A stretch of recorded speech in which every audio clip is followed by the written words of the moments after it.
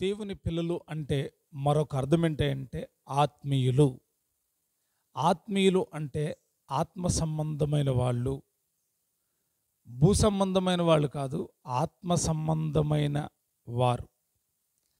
దైవ గ్రంథంలో పౌలు గారు చెప్తా ఉన్నాడు, దైవోపదేశం చేస్తూ ఉన్నాడు. శరీర సంబంధులు ఉన్నారు అంట, ఆత్మ సంబంధులు ఉన్నారు. శరీర సంబంధులు అంటే ఏంటి, ఆత్మ సంబంధులు అంటే ఏంటి అని మనం ఆలోచించాలి. శరీర సంబంధులేమో అంటే మీకు అర్థమయ్యే రీతిలో శరీరం ఉన్నవాళ్ళని, ఆత్మ సంబంధులు అంటే ఆత్మయ్య ఉన్న వాళ్ళని వేరుగా అర్థం చేసుకోకండి. మన యొక్క దేహంలో 3 విషయాలు ఉన్నాయి. ఒకటి శరీరము, రెండవది ప్రాణము, మూడవది ఆత్మ. శరీరం మనకు కనబడుతుంది, అలాగనే ప్రాణం కూడా రక్తంలో ఉంటుంది, కానీ ఆత్మ మనకు కనిపించదు. ఆత్మను చూడాలని ఎంతోమందికి ఆశ ఉంది. ఒక మనిషిలో ఉన్న ఆత్మను కనుక్కోవడం, ఒక మనిషిలో ఉన్న ఆత్మ ఏమైందో తెలుసుకోవడం, అది ఆత్మీయులకు మాత్రమే సాధ్యము. భక్తులు చూస్తూ ఉన్నారు, చాలామంది సౌలు యొక్క సేవకులు చూస్తూ ఉన్నారంట. సౌలు మీదకి యెహోవా యొద్ద నుండి దురాత్మ ఒకటి వచ్చి వెరపింపగా అని రాయబడి ఉంది. ఏమవుతుంది? సౌలు మీదకి దురాత్మ వచ్చి ఒకటి వెరపింపగా. అలాగే దావీదు విషయంలో ఉంటుంది. సమూయేలు తన తైలపు కొమ్మును తీసుకొని దావీదు మీద పోసి అభిషేకం చేసినప్పుడు నాటి నుండి దేవుని యొక్క ఆత్మ అతని మీదకి బలముగా వచ్చాను అని రాయబడి ఉంది.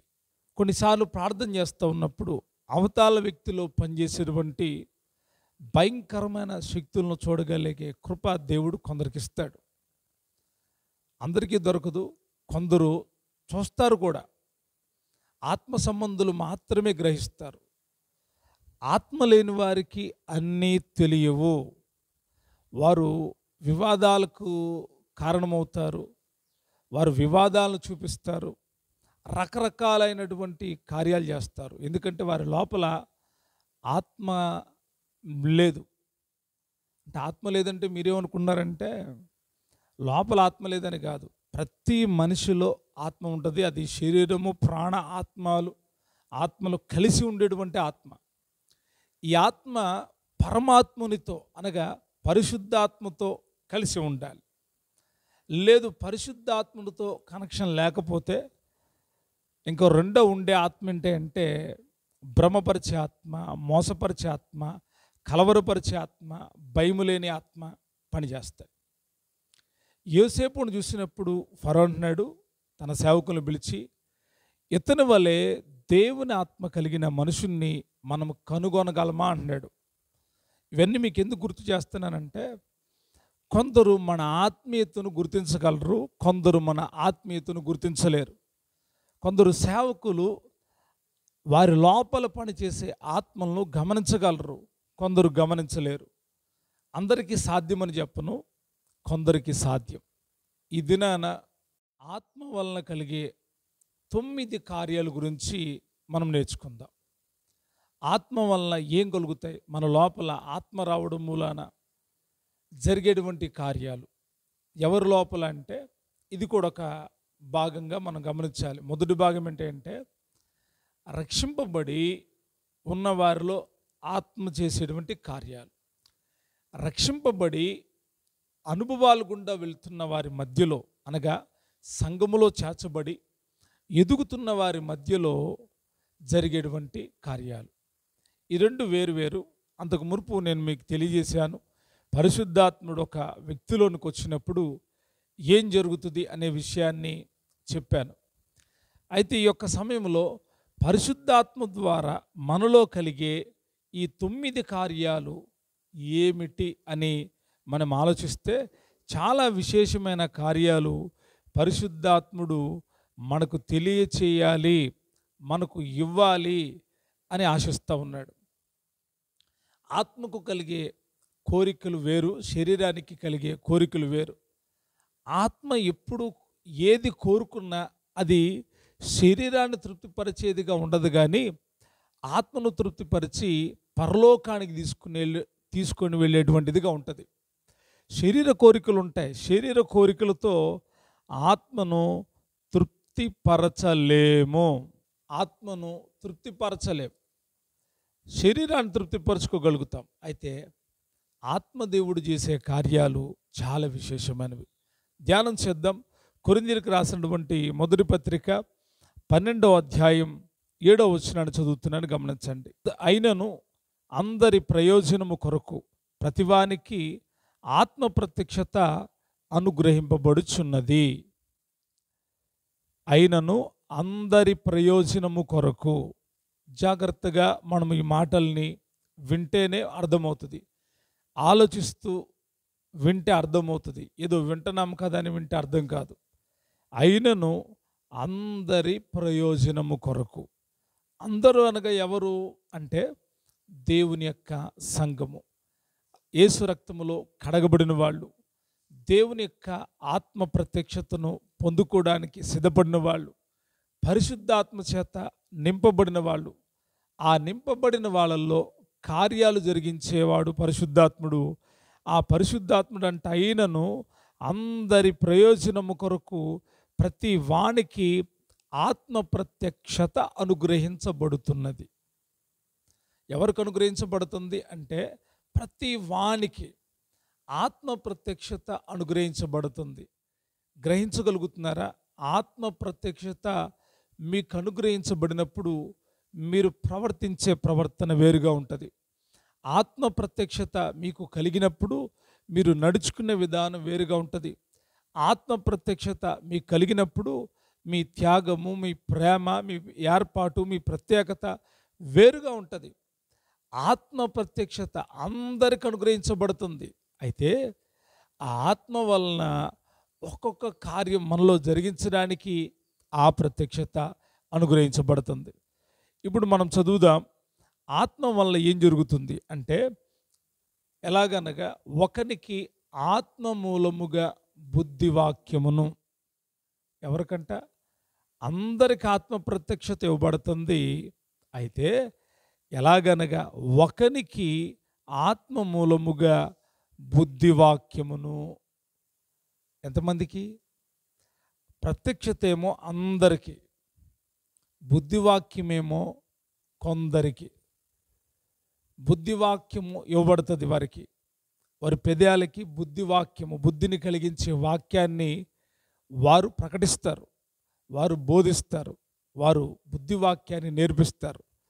ఎంతమందికి అంటే ఎలాగనగా ఒకనికి ఆత్మ వలన బుద్ధివాక్యమును, రెండవది మరి ఒకనికి ఆ ఆత్మ వలన అనుసరించి జ్ఞానవాక్యమును, మరి ఒకనికి ఆ ఆత్మ వలననే విశ్వాసమును, మరి ఒకనికి ఆ ఒక్క ఆత్మ వలననే స్వస్థపరచు వరములను, మరి ఒకనికి అద్భుత కార్యములు చేయు శక్తియు, మరి ఒకనికి ప్రవచన వరమును, మరి ఒకనికి ఆత్మల వివేచనయు, మరి ఒకనికి నానావిధ భాషలను, మరి ఒకనికి భాషల అర్థము చెప్పు శక్తియు అనుగ్రహించబడి ఉన్నది. అయినను వీటన్నిటినీ ఆ ఆత్మ ఒక్కడే తన చిత్తము చొప్పున ప్రతి వానికి ప్రత్యేకముగా పంచి ఇచ్చుచు కార్యసిద్ధి కలుగుజేయుచున్నాడు. ఆత్మ ప్రత్యక్షత అందరికి అనుగ్రహించబడుతుంది. అయితే ఆ యొక్క ఆత్మ వల్ల కలిగే కార్యాలు కొందరిలోనే జరుగుతూ ఉంటాయి, అందరిలో జరగవు. బుద్ధివాక్యము, రెండవది జ్ఞానవాక్యము. ఈ రెండింటి మధ్య వ్యత్యాసం ఉంది. బుద్ధివాక్యము వేరు, జ్ఞానవాక్యము వేరు. ఇవి దేవుడు అనుగ్రహించే ప్రత్యక్షతలు. మీరు అనుకోవచ్చు, ఒక్కొక్కరికి అన్నారు కదా అని అంటే, ఒక్కొక్కరికి ఒక్కొక్క గిఫ్ట్ ఇస్తాడు. కొన్నిసార్లు ఈ కార్యాలన్నీ కూడా ఒక వ్యక్తిలోనే ఉండొచ్చు, ఆశ్చర్యపడాల్సిన పని లేదు. ఒకరికే అనుగ్రహించవచ్చు, ఒకరికే ఆ ప్రత్యక్షత దొరుకుండొచ్చు. మనము దైవ గ్రంథాన్ని చదివినప్పుడు ఈ కార్యాలన్నిటిల్లో పౌలు గారు ప్రథముడుగా ఉన్నాడు. ఈ 9 కార్యాలు పౌలు గారిలో ఉన్నట్టుగా మనము గమనించాలి. ఈ 9 కార్యాలు చాలా విశేషమైనవి. బుద్ధి వాక్యాన్ని ప్రకటించడం మూలాన ప్రజలకు బుద్ధి కలుగుతుంది, ప్రజలకు పాపం గురించిన పశ్చాత్తాపం కలుగుతుంది. జ్ఞానవాక్యమును ప్రకటించడం మూలాన దైవిక సంబంధమైన జ్ఞానాన్ని నేర్చుకుంటారు, దైవిక సంబంధమైన జ్ఞానాన్ని తెలుసుకుంటారు, దైవిక సంబంధమైన జ్ఞానాన్ని పొందుకొని ఉంటారు. మూడవదిగా చదివితే విశ్వాసము. అది మామూలు విశ్వాసుల్లో ఉండే విశ్వాసం కాదు. ఇది మామూలు విశ్వాసం కాదు. మీరు అనుకున్నారు విశ్వాసుల్లో ఉండే విశ్వాసమేమోనని. విశ్వాసుల్లో విశ్వాసం ఉంటుంది. ఆత్మ వలన కలిగే విశ్వాసము చాలా శక్తివంతమైంది. ఆత్మ మూలంగా కలిగే విశ్వాసము నిన్ను ఎప్పుడు కృంగనీయదు. ఆత్మ మూలం కలిగే విశ్వాసము నీకు ధైర్యాన్ని ఇస్తుంది. ఆత్మ మూలంగా కలిగే విశ్వాసము నీవు దేవుని గురించి సాక్ష్యం ఇవ్వడానికి నిన్ను ధైర్యపరుస్తుంది. ఆత్మ మూలంగా కలిగిన విశ్వాసము ఆత్మ సంబంధమైన వరాల కొరకు ఆసక్తిని కలిగిస్తుంది. ఆత్మ వల్ల కలిగే విశ్వాసము నీ చూపుని భూ సంబంధంగా చూడనివ్వదు, పర సంబంధంగా చూడనిస్తుంది. ఆత్మ సంబంధంగా కలిగే విశ్వాసము నీ లోపల ప్రభు గురించి బలమైన ఆలోచనలు కలిగిస్తుంది. మూడవది ఆత్మ వల్ల కలిగే విశ్వాసం. నాలుగవది స్వస్థపరచు వరములను. వరము వల్ల స్వస్థపరచు వరములు. ఎందుకు వీటిని సపరేట్గా పెట్టాడు ప్రభు? ఆత్మ ద్వారా స్వస్థపరిచే వరములు ఇవి కూడా అందరికీ ఉండవు. కొందరికి దేవుడు ఆ కృపణిస్తాడు. వారు ప్రార్థించినప్పుడు రోగులు బాగుపడతారు, వారు ప్రార్థించినప్పుడు జనులు స్వస్థపరచబడతారు. వాళ్ళు ఎవరైనా అవ్వచ్చు. కొన్నిసార్లు దేవుని సేవకులు అలాగా చేసినప్పుడు జరుగుతుంది. ప్రేయర్ చేసినప్పుడు విశ్వాసులైన వాళ్ళు కూడా ఈ ఆత్మ వలన వరాలను పొందుకున్న వాళ్ళు స్వస్థపరచు వరములను అని ఉంది. స్వస్థపరచు వరములు రకరకాలైన స్వస్థతలు. ఒక్కొక్కరి ద్వారా ఒక్కొక్క రకమైన స్వస్థతలు జరుగుతూ ఉంటాయి. కొందరు ప్రార్థించినప్పుడు చెవులు తెరవబడుతూ ఉన్నాయి, కొందరు ప్రార్థించినప్పుడు కళ్ళు తెరవబడుతున్నాయి, కొందరు ప్రార్థించినప్పుడు చేతులు ముయ్యబడిన చేతులు తెరవబడుతున్నాయి, కొందరు ప్రార్థించినప్పుడు జబ్బులు నయమవుతున్నాయి, కొందరు ప్రార్థించినప్పుడు శరీరానికి కలిగిన గాయాలు స్వస్థత కలుగుతున్నాయి. అంటే స్వస్థతలు నానా విధములు, స్వస్థత వరములు కూడా నానా విధములు. కొందరు ప్రార్థించినప్పుడు ఊరికే వాడు ప్రార్థన చేశారండి, జ్వరం పోయింది. వారు ప్రార్థన చేశారండి, దేవుడు బాగు చేశాడు. వారు ప్రార్థన చేశారండి, అద్భుతం జరిగింది. ఈ యొక్క వరాలు ఎవరికి అంటే సంఘ క్షేమాభివృద్ధి కోసం ఆత్మ ప్రతి ఒక్కరికి, ప్రతి వానిలో ఒకరికి ఆ ఆత్మదేవుడికి తెలిసి ఎవరికి ఇవ్వాలో. వరాలని ఎవరికి ఇవ్వాలి? మన దగ్గర ఏమన్నా డబ్బులు ఉన్నాయి అనుకోండి, మనం ఎవరికి ఇస్తాం? మనతో మంచుకుండే వాళ్ళకి ఇస్తాం. ఒక తల్లి అంటుంది, అమ్మా మీకు 3 కొడుకులు కదా, మీకు చాలా వృద్ధాప్యం వచ్చింది, చాలా ఆస్తి ఉంది, మీరేం చేస్తారమ్మా అంటే ఆమె అంటుంది, ఇదంతా నేను సంపాదించిన ఆస్తి, కాబట్టి నన్ను ఎవరు చూస్తారో వారికి రాసేస్తారు. ఏంటంట, నన్ను ఎవరు చూస్తారో వాళ్ళకి రాస్తాను నేను. ఆ తల్లే అంతగా ఆలోచిస్తే ప్రభు ఆలోచించడా? నువ్వు ఆత్మలో నమ్మకంగా ఉంటే, నువ్వు ఆత్మీయతలో నమ్మకంగా ఉంటే, నీవు కోరుకోకుండానే కొన్ని వరాలు దేవుడు నీకు ఇచ్చి నిన్ను హెచ్చిస్తాడు, నిన్ను కనబరుస్తాడు, నిన్ను వర్ధల చేస్తాడు. ఆత్మీయతలో ఉన్నతమైన స్థానాన్ని అవరోధిస్తూ సంతోషిస్తావు, ఆనందిస్తావు, ఆత్మలో బలపరచబడతావు. కాబట్టి వరములు నానా విధాలు. స్వస్థపరిచే వరము చాలామందికి దేవుడు ఇచ్చాడు, ఇస్తూ ఉన్నాడు కూడా. 5వదిగా చదివితే అద్భుత కార్యములు చేయు శక్తియు. అద్భుతాలు దేవుడు చేస్తాడు. అద్భుతాలు అంటే మనకు తెలుసు, కానా విందులో నీళ్లను ద్రాక్షారసంగా మార్చాడు. అద్భుతం అంటే అర్థం ఏంటంటే అత్యవసర పరిస్థితుల్లో సాధ్యము కాని దాన్ని సాధ్యపరచడమే అద్భుతం. అత్యవసర పరిస్థితుల్లో సాధ్యము కానిది సాధ్యపరచడమే లేక సాధ్యము చేయడమే అద్భుతం. కానా విందులో, పెండ్లి విందులో జరిగింది ఏంటంటే జనసమూహాలు బాగా వచ్చారు. యేసుప్రభు వారు వస్తూ ఉన్నారు కదా, ఆయనతో పాటు చాలామంది వచ్చారు. ఆ విందు యజమాని విందుకు సరిపడా ద్రాక్షారసాన్ని చేయించాడు కానీ ద్రాక్షారసం అయిపోయింది. అయితే ఇంకా వచ్చేవాళ్ళు ఉన్నారు. వీరు విందులో ప్రధానంగా ఇచ్చేది ద్రాక్షారసమే.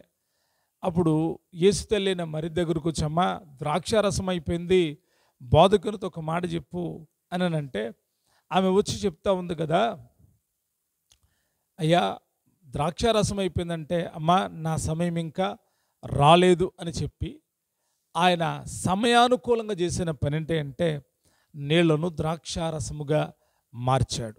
ఎందుకు? అవసరం. అద్భుతం అంటే ఎవ్వరూ చేయలేరు. అప్పటికప్పుడు ద్రాక్షారసాన్ని సిద్ధం చేయాలంటే సామాన్యమైన విషయం కాదు, అది వల్ల కాని పరిస్థితి. తర్వాత 6 రాతి బాణల నిండా ద్రాక్షారసం కావాలి, అది త్వరగా ఎక్కడికైనా తీసుకురావడం కూడా సాధ్యం కాదు. అటువంటి సమయంలో యేసయ్య అద్భుతం చేశాడు. అద్భుతాలు చేసే శక్తి చాలామంది జీవితాల్లో ఎన్నో అద్భుతాలు మేము ఊహించలేదండి. మా పక్షాన దేవుడు గొప్ప అద్భుతం చేశాడు. మేము ఊహించలేదు, మా బిడ్డ పక్షాన దేవుడు గొప్ప అద్భుతం చేశాడు. డాక్టర్లు చేయలేకపోయారు, దేవుడు అద్భుతం చేశాడు. ఎవరు చేయలేకపోయారు? డాక్టర్లు చేయలేకపోయారు, దేవుడు అద్భుతం చేశాడంట.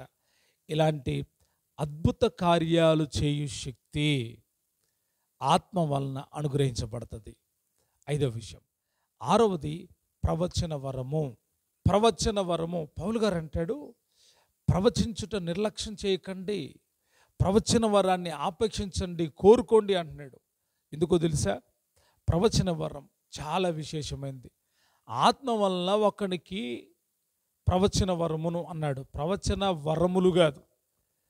ప్రవచనాలు చెప్పేవాళ్ళు వాళ్ళు చాలామంది ఎక్కువైపోయారు. దొంగ ప్రవచనాలు చెప్పేవాళ్ళు ఎక్కువైపోయారు. జరగకపోయినా కానీ అది జరిగిపోయింది, ఇది జరిగిపోయింది, గలిబిలు చేసి వదిలిపెడుతున్నారు.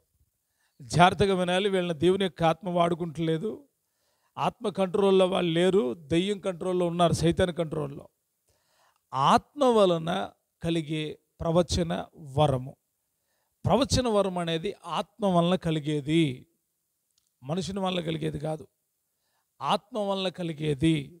అందుకే యాకోబు అంటాడు, ఎవడైనా ప్రవచిస్తున్నాడంటే మనుష్యను ఇచ్చను బట్టి ప్రవచించట్లేదు, అతడు పరిశుద్ధాత్మ ప్రేరేపితుడై ప్రవచిస్తూ ఉన్నాడు. ప్రవచనం అనగా జరగబోయే సంగతులను తెలియచేయడం. నిజంగా ఇలా జరుగుతుందా? జరగబోయే వాటిని దేవుడు తెలియజేస్తారంటే తప్పకుండా తన ప్రవక్తలకు తెలియజేస్తాడు. ప్రవచన వరం ఎందుకయ్యా అంటే, ఒకటి మాట్లాడడానికి, ప్రకటించడానికి, రెండవది జరగబోయే సంగతులు ప్రకటించడానికి. ఆయన మీతో చెప్పిన మాటలు చెప్పడానికి ధైర్యం కావాలి. ప్రవచనాలు అంటే జరగబోయే విషయాలు చెప్తారు, సోది కాదు, జరగబోయే సంగతులను చెప్పేదే ప్రవచనం. ప్రవచనములో 3 ఉన్నాయి: ప్రేమ, ఆదరణ, హెచ్చరిక. 3 ఉన్నాయి. ప్రవక్తలు 3 గురించి చెప్పాల్సినటువంటి వాళ్ళు అయి ఉన్నారు. ప్రేమ గురించి చెప్పాలి, ఆదరణ గురించి చెప్పాలి, అలాగనే హెచ్చరిక గురించి కూడా చెప్పాలి. ఓ ప్రవక్త 3 విషయాలు చెప్తాడు. ప్రేమ గురించి మాట్లాడతాడు, ఆదరణ గురించి మాట్లాడతాడు, అలాగనే హెచ్చరిక కూడా చేస్తాడు. కాబట్టి సంఘానికి ప్రవక్తలు చాలా ప్రాముఖ్యమైనది. మన యొక్క అపోస్తలు పునాదిలో ప్రవక్తలు ఉన్నారు. ప్రవక్తలు ప్రవచించిన ప్రవచనాలు ఎన్నో ఉన్నాయి, ప్రవచనాత్మకమైన విషయాలు ఎన్నో ఉన్నాయి. వీటన్నిటిని తెలుసుకోవాలి అంటే ప్రవచన వరము చాలా ప్రాముఖ్యమైనది. ఆత్మదేవుడే ప్రవచన వరాన్ని ఇచ్చేవాడు. 6వది. 7వది ఆత్మల వివేచనయు. యోహాను అంటాడు, ప్రతి ఆత్మను నమ్మక, ఆయా ఆత్మలు దేవునివో కావో, దేవుని సంబంధమైనవో కావో పరీక్షించండి అంటున్నాడు. ప్రతి ఆత్మను నమ్మక. ఎవరైతే ఆత్మలను వివేచించగలిగిన శక్తి ఉంటుందో వారికి దెయ్యపు శక్తులు కనబడతాయి, వారు దెయ్యపు శక్తులను గుర్తుపడతారు. బాగా వింటున్నారా? ఆత్మల వివేచన వరం. ఆత్మలు వాళ్ళ అవతాల వాళ్ళు ఏమనుకుంటున్నారు? కొన్నిసార్లు కొంతమంది ఊరికే గుర్తుపట్టేస్తారు. ఎలాగంటే ఫేస్ రీడింగ్ చూసి, ఏంటి బాధగా ఉన్నావు, ఏంటి సంతోషంగా ఉన్నావు, ఏంటి మొహం వెలిగిపోతుంది, ఏంటి ముఖం ముడుచుకున్నావు అంటారు. ఏం చూసి? ముఖం చూసి. మరి ఆత్మల వివేచన అంటే నీ అంతరంగాన్ని చూడగలిగే శక్తి దేవుడు తన యొక్క ఆత్మ ద్వారా అనుగ్రహిస్తున్నాడు. కొందరు గమనిస్తూ ఉన్నప్పుడు పెదాలతో ఒక మాటని చెప్తారు, లోపల అంతరంగంలో మరొకటి ఉంటుంది. ఆత్మల వివేచన కలిగిన వాడు గ్రహిస్తాడు. అది సాధ్యము, అది ఆత్మ వల్ల కలిగే గొప్ప కార్యమై ఉంది. 7వది. 8వది, నానావిధ భాషలు మాట్లాడతారు. నానావిధ భాషలు, అన్య భాషలే కాదు, కొందరికి దేవుడిచ్చిన గాడ్ గ్రేస్, దేవుని కృపంటే అంటే అనేక రకాలైన భాషలు మాట్లాడతారు, నానావిధ భాషలు మాట్లాడతారు. 7వది, ఆ భాషలకు అర్థము చెప్పే శక్తి. ఆ భాషలకు అర్థము చెప్పే శక్తి. కొన్నిసార్లు పరిశుద్ధాత్మ ప్రేరేపితులైనప్పుడు కలిగే ఆ భాషలే ఆ భాషలకు అర్థము చెప్పే శక్తి. కొన్నిసార్లు నేర్చుకున్న భాషలు, అంటే ఎక్కడికో వెళ్ళారు దేవుడు కృపంటే అంటే వాళ్ళకి చదువు రాదు, కానీ వాళ్ళు 3-4 లాంగ్వేజ్లు మాట్లాడతారు, ప్లస్ దానికి అర్థం చెప్తారు. మాట్లాడడం వేరు, అర్థం చెప్పడం వేరు. ఈ రెండు కూడా దేవుడు తన ఆత్మ ద్వారా అనుగ్రహించేటువంటి కార్యాలు ఉన్నాయి. ప్రియ సోదరులారా, నువ్వు ఆధ్యాత్మికంగా వర్ధిల్లాలని, నీవున్న స్థాయి ఏదో తెలుసుకోవాలని అనుకుంటున్నావా? నీకు దేవుడు ఏమిచ్చాడో గ్రహించుకో. ఏ కృపవరాలను దేవుడిచ్చాడో, ఏ ఆత్మవరాలను దేవుడిచ్చాడో తెలుసుకో. ఆత్మ బలపడాలి అంటే ఆత్మవరాలు అవసరం. ఆత్మవరాలు కలిగిన వాళ్ళు ప్రభు కొరకు జీవిస్తారు. ఆత్మ ద్వారా కలిగే ఈ వరాలు నిన్ను పరలోకంలో నిలబడతాయి. ఆత్మ ద్వారా కలిగే ఈ వరాలు భూమి మీద నువ్వు సువార్తను ప్రకటించడానికై, దేవుని వాక్యాన్ని ప్రకటించడానికై నీకు ధైర్యాన్ని కలుగు చేస్తాయి ఆత్మవరాలు. ఈ 9 కూడా ఆత్మ వలన కలిగే వరాలే. వీటిని కొనాలనుకుంటే కుదరదు. సార్, నేను ప్రవక్తను అవ్వాలనుకుంటున్నా అని అంటే అది దేవుని యొక్క చిత్తం. నేను జ్ఞానవాక్యాన్ని ప్రకటించాలనుకుంటున్నా, నేను బాగా ఎంఏ బీఈడీ చేశాను, లేకపోతే WMA చేశాను అంటే అది దేవుడి చిత్తం అయి ఉండాలి. నువ్వు చదివినంత మాత్రాన ఆత్మదేవుడు తన పని చేయించుకుంటాడు అనుకోవద్దు. ఆత్మదేవుడు పని చేయడానికి సమర్పణ చాలా ప్రాముఖ్యమైంది. ఈ 9 ఆత్మకార్యాలు మనలో జరగడానికి మనం చేయాల్సిన పని అంటే ఆయనకు సాగిలపడాలి, ఆయన ఎదుట మోకరించాలి, పరిశుద్ధాత్ముడి యొక్క సహాయం అడగాలి. ఆత్మ ప్రత్యక్షతలు అనుగ్రహించబడతాయి, గుర్తించగలుగుతావు. అందరికీ ఒకేలాగా ఉండవు ఆత్మ ప్రత్యక్షతలు. ఒక్కొక్కరికి ఒక్కొక్క ప్రత్యక్షతను దేవుడు అనుగ్రహిస్తాడు. కొన్నిసార్లు 2 ప్రత్యక్షతలు ఇవ్వచ్చు, కొన్నిసార్లు 3 ఇవ్వచ్చు, కొన్నిసార్లు 9 ప్రత్యక్షతలు ఇవ్వచ్చు. అక్కడ రాయబడి ఉన్న ఒక చక్కటి మాటను చదివి నేను ముగిస్తా. ఎలాగంటే, సమస్తమును కార్యసిద్ధి కలుగు చేసేవాడే పరిశుద్ధాత్ముడు. ఆయనే వాని సామర్థ్యం చొప్పున ఆయన ఇస్తూ ఉన్నాడంట. అయినను వీటన్నిటినీ ఆత్మ ఒక్కడే తన చిత్తము చొప్పున ప్రతి వానికి ప్రత్యేకముగా పంచి ఇచ్చుచు కార్యసిద్ధి కలుగు చేయుచున్నాడు. ఎలాగంట? ప్రతి వానికి పంచి ఇచ్చుచు కార్యసిద్ధి కలుగు చేయాలి అనుకుంటున్నాడు. దేవుడు వాడుకోవాలనుకున్న ప్రజలకి దేవుడు తప్పకుండా తన ఆత్మ ద్వారా ఈ కార్యాలు కలుగు చేస్తాడు. ఆత్మలో ఎదగాలనుకునే ఆసక్తి కలిగిన ప్రతి ఒక్కరికి దేవుడు ఈ యొక్క 9 వరములను అనుగ్రహిస్తాడు. ఆత్మతో సహవాసం చేసే వాళ్ళకి ఈ 9 వరాలు అనుగ్రహించబడతాయి. మీరు ఎక్కడున్నారు? మీరు ఆత్మవరాల్లో ఏ స్థాయిలో ఉన్నారో మిమ్మల్ని మీరు గమనించుకోండి. ఈ ఆత్మవరాలు ఎందుకంటే నీవు దేవుడికి అవసరం. నీ సామర్థ్యాన్ని బట్టి, నీ యొక్క ఆత్మీయతను బట్టి, నీ యొక్క ఆత్మతో కలిగిన సహవాసాన్ని బట్టి నీకు అనుగ్రహించబడే ఈ 9 మీ జీవితంలో ఎక్కడున్నాయో గమనించుకోండి. కాబట్టి పరిశీలన చేసుకొని ఆత్మవరాలతో నింపబడి ప్రభు యొక్క రాకడ కొరకు సిద్ధపడుదురుగాక. దేవుడు అట్టి కృపను దయచేయునుగాక. ఆమెన్.